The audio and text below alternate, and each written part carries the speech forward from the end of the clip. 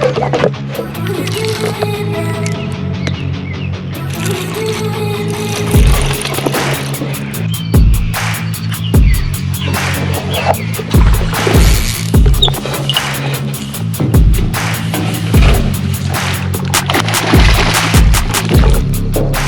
Archie, huh? With a little bitty swim bait. Whoa, dude. This is a nice one. What's going on, guys? Bassin' Up Mava here, coming at you with a new video. In this week's video, we are gonna head out to the lake and do some more bank fishing. You guys have been wanting some bank fishing videos, so we are gonna do some more bank fishing. In this one, we're going to go out in the morning first, and then we're gonna cut to the evening and then go back out in the evening. We're gonna kind of compare morning and evening, show you what we do a little bit and why we do it. But here we go, y'all. Hopefully you guys like it. So to start, I'm really trying to get a topwater bite going, so I pick up my big weight bait that I just crushed a bunch of smallmouth on the river. If you haven't checked that video out, go check that out. I'll link it in the description. But we crush them on the weight bait. I decided to pick that up and chuck that around a little. What are those? Then I quickly noticed something on the surface over here, so I decided to get a little closer and study it and see what is going on and what these fish are doing up on the surface.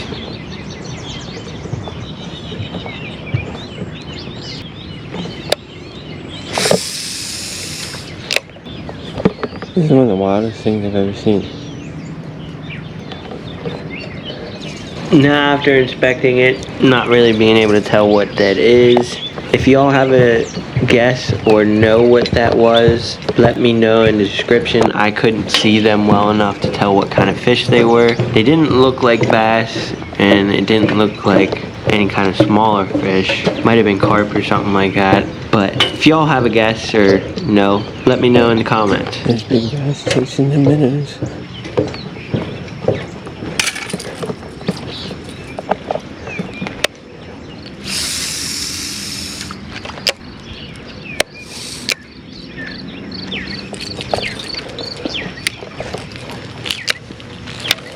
So now, after the wake bait didn't seem to be working, I decided to pick up my topwater popper and throw that around a little bit, thinking maybe a little slower topwater will get one to come up for it.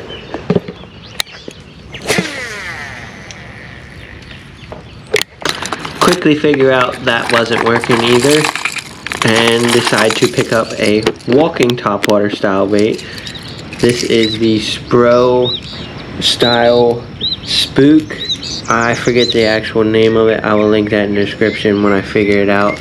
But I decided to throw that and start walking the dog back and forth. Sometimes these walking the dog style baits really can trigger a topwater strike out of these fish. Like I said, I was really trying to get a topwater bite.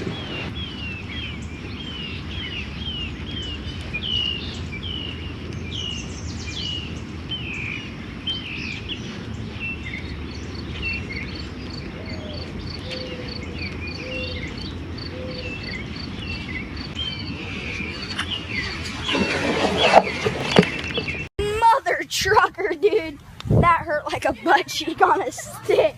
So it's real important you pay attention to what I did there. After missing that fish, I kept fishing my normal retrieve that I was fishing. A lot of times fish will come back for it and hit it again. Now, of course, that didn't happen this time, but it's real important when you miss fish on topwater that you don't jerk it away real quick and rip the bait out of the water. Just keep fishing your retrieve and keep doing it like you were. A lot of times those fish will come back and slam it again.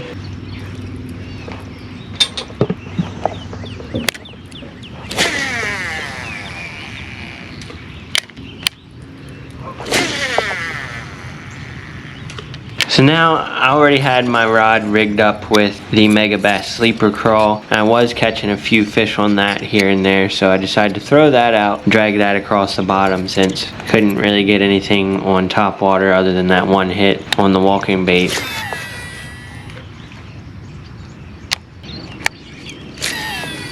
quickly put down the sleeper crawl. I really don't think they're focusing on feeding on crawfish right now, so I don't think that's going to be the deal. I put that down and I decide to put on a Zman jackhammer chatterbait. These fish, I'm pretty positive, are keying in on small bait and bait fish right now, so decide to mimic some of them and rip the chatterbait around and try to trigger up any reaction strikes with that.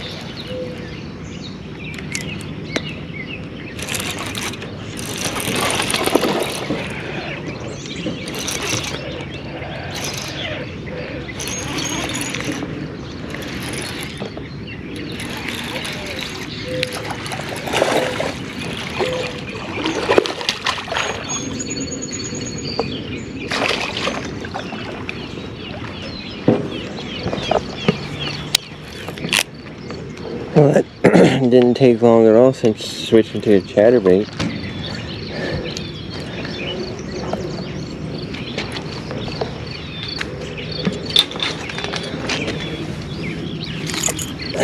And that's a solid one too. There we go, guys. Just popped up with a nice one to start this morning on the chatterbait. Got a 3-pounder.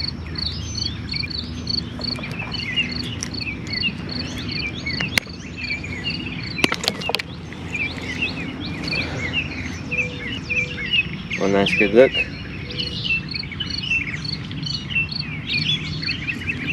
Let's get her back in the water.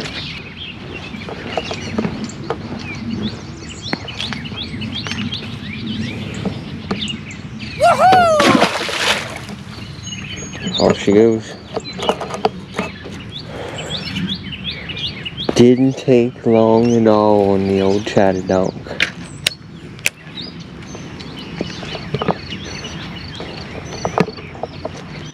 So now, after the success on the chatterbait, I continue throwing that around a little bit at this dock. Then I decide to pick up and change spots because I figure I've used this spot for about all it's worth throwing all this stuff around here, and decide to try the next dock down.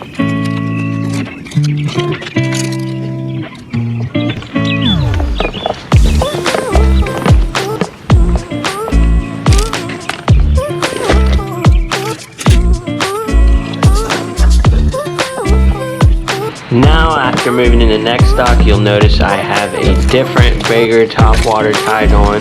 This is the Gancraft Joy Crawler. I am dying to get a big fish to bite this, so I decided to pick that up and throw that around again and try to get one to eat that. So after not having any takers on that, I sadly have to put that down, and I pick up the chatterbait again and start chucking that, since that's what I had my success on. Sometimes, no matter how bad you want to catch a fish on something or use something, you gotta listen to the fish, and if they're not coming up and eating it, chances are they don't want it and they're not gonna hit it. So you gotta try something different and use that if you want to have some success.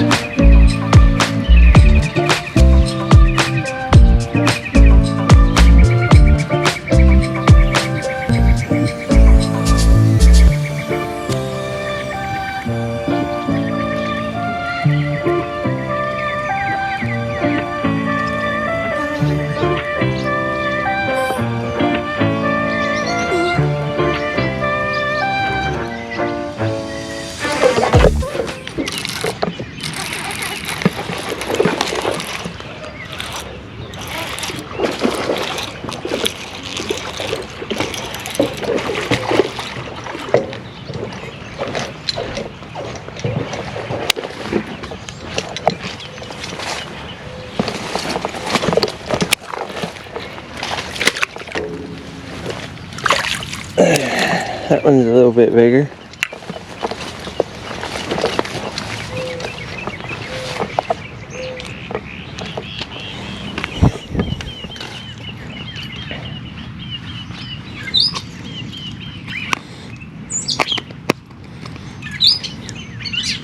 There we go, guys. Popped up with another nice one. That one's probably a little closer to 4.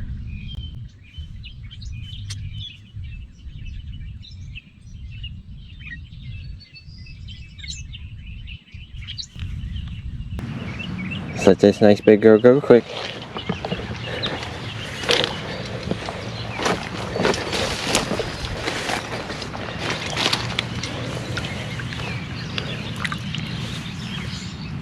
There she goes. So, real quick here before we get into the night portion of the video, as you saw, started out with a bunch of different topwater and I just couldn't get anything to happen on it. I was really trying to get a topwater bite to go, but they just didn't want to come up for it yet. So then I picked up the chatterbait and started rolling that around. What made me pick up the chatterbait was I could see these fish were chasing bait and hitting bait, but like I said, they wouldn't come up for the topwater, so I knew some kind of moving bait and something that represented some types of bait fish that they would probably hit it. So chatterbait's always one of my go-tos when I'm throwing a moving bait, so I picked that up first and started chucking that around real slow, popping it here and there. Both of these fish hit it when I kind of ripped it off of the bottom. I was kind of hung up on something and I ripped it free. So it was a reaction strike, and that's what you'll get out here in the morning a lot of times when these fish are feeding. The morning and the evening are key feeding times all throughout the summer, and when these bass are going to be hitting good and you can catch a couple. Midday you can catch them too, but it's not going to be quite as easy as it is early morning and late in the evening. Also, if you guys like these shirts that I've been wearing by BAITIUM, check them out. I'll leave a link in the description. You can check them out. Use my discount code MOFFET20 for 20% off. These shirts aren't very expensive as it is. I think they're like $19.97. They're super breathable, super cool, keep you nice and cool and sunburn free while you're on the water. They have hooded ones with a buff built in as well. They're very, very nice. I really like them. So use my discount code, use the link in the description to go check them out and get yourself some. But here we go, y'all. Let's get into the night portion of this video.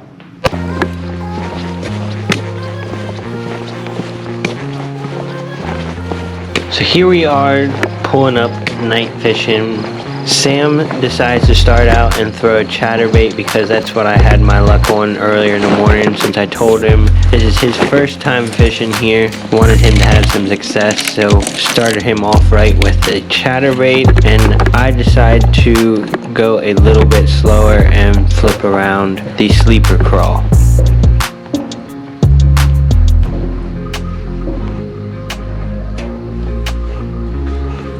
We also quickly start seeing bass in the shallows everywhere, and nice ones too. There's a big bass right there. Huge, large enough, coming right under the dock, dude. See him? I don't have no jig. Can you see him? No, didn't see him come out. Did he come out yet? I don't think. If he did, I didn't see him. He's pretty hard to miss, dude. Yeah, he's pretty fucking big. Yeah. Yeah, I saw him on your side when he was over there. Crazy how shallow. Oh, I got one. Got one. Got him. Oh yeah, you did. Oh yeah, he's nice.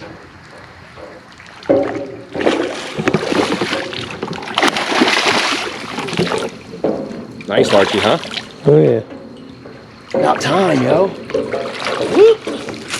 Thanks, buddy. Gonna bank flip him. What was that on? Chatterbait. Huh. Whoa, dude. This is a nice one. All right. Yeah, what's going on, everyone? Finally got one. Heck yeah. Yeah, hit the chatterbait. Nice chunk. Yeah, hit the chatterbait real hard. Probably a 3.5, 4. Want me to let it go?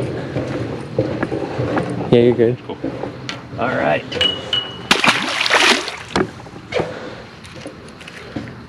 Oh, we go right there. Yep. Next to the tree.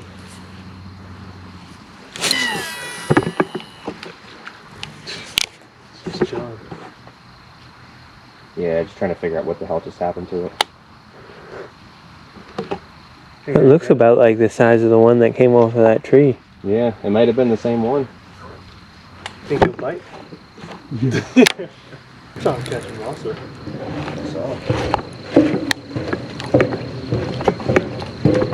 Now, after Sam having that little bit of luck on the chatterbait, I decide to switch up and go real small and throw on a really small 2.5 inch Kitech swim bait and start dragging that around and popping it, making it look like one of these bait fish or fry that are up in the shallows that we see a lot of these bass coming in and crushing. Really helps to mimic the forage that they're really feeding on at any given time. So if you pay attention to seeing stuff like that when you're on the water, it'll help you catch a lot more fish.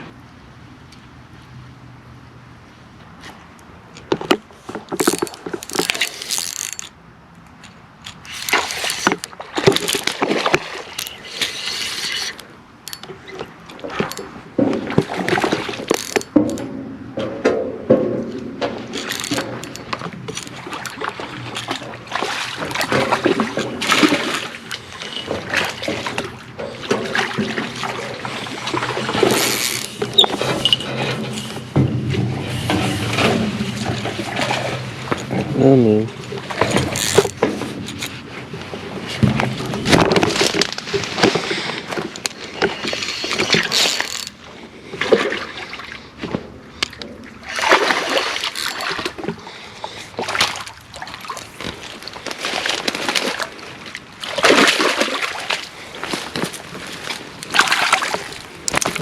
That's a pretty nice one. Oh, sorry. I'm sorry.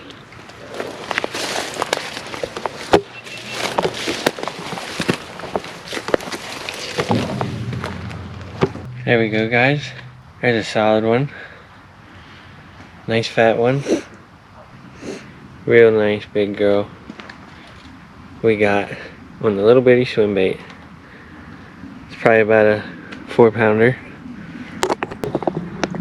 Stinking flashlight's going off on us. But that's probably about a 4-pounder. Let's let this big girl go.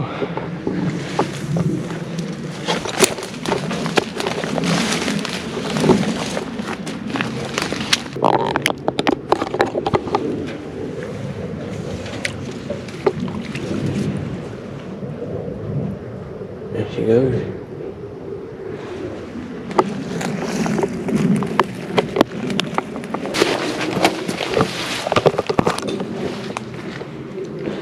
Heck yeah. After my success on that little swim bait, I decided to keep throwing that. Like I said, guys, matching the hatch is really key with fishing and really paying attention to what these fish are feeding on and when is really key with catching fish and staying consistent with catching fish.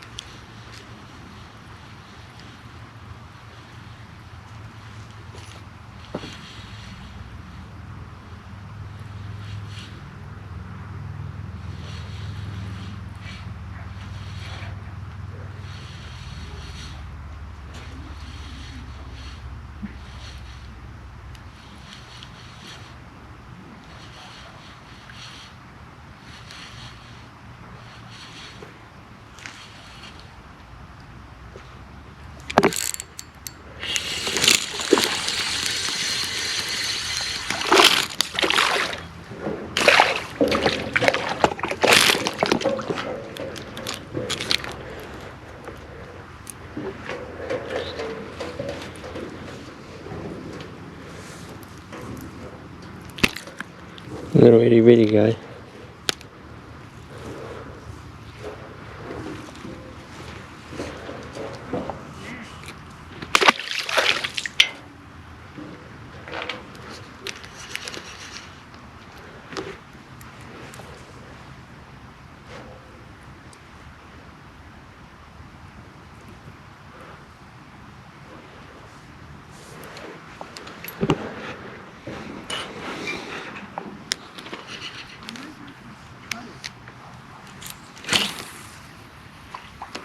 Well, here we are at the portion of the video where we break it down a little bit more for you guys. So as you saw in the nighttime, we got another fish on a chatterbait, Sam did at least, and then I slowed down and started using a real small swim bait. A lot of these fish you could see were up shallow. We saw quite a few big bass up shallow at night feeding. We're hitting small bait, and he got that one to react to the chatterbait, but I think it was either pressure based. There was a lot of people out at the lake lately, so could be pressure based, could also be they're pretty focused on smaller bait right now as well. So I decided to pick up a real small swim bait on my ultralight rod and start throwing that around, and it worked. Started catching some decent sized bass on that. And like I said, I don't know quite whether that's because of there being a lot of real small bait and fry right now and that's what they're keyed into, or if it's kind of pressure related because there's a lot of people out there. Marburg's kind of always a really pressured lake too, so that doesn't help. And it's a really clear water lake, so that doesn't help a lot either. So that makes things a lot tougher and more resistant to pressure when a lot more people are out on the lake. So could be a little bit of both, could be either, but they definitely are feeding on that bait too as well. Saw quite a few come up and smash some in the shallows. But that was the ticket, and that was how we got it done those days. Like I said, I've been trying to get out here and do these bank fishing videos for you guys. You guys have been wanting to see how I hit the lake from the bank, and this is how we've been doing it. Not quite as many fish as we get on the boat. You got to do a lot more traveling around and hitting different spots, and I'm not gumptious enough to do that quite yet. But hopefully you guys enjoyed it, and if you did, please make sure you hit that like and subscribe button. Stay tuned for the next one, and we will see you next Thursday, guys. We got an amazing series coming up for the St. Lawrence River. We got a 4-day series this year, so some amazing footage, some huge fish were caught. The fish weren't doing exactly what we did last year, so there's no bed fishing really, except for the first day we did a little bit of it. The rest was post-spawn fishing, and we had to figure the fish out. So we got onto them really good and really figured them out. So got some really awesome video coming for you in the near future. But we'll see you next Thursday, guys. Tight lines.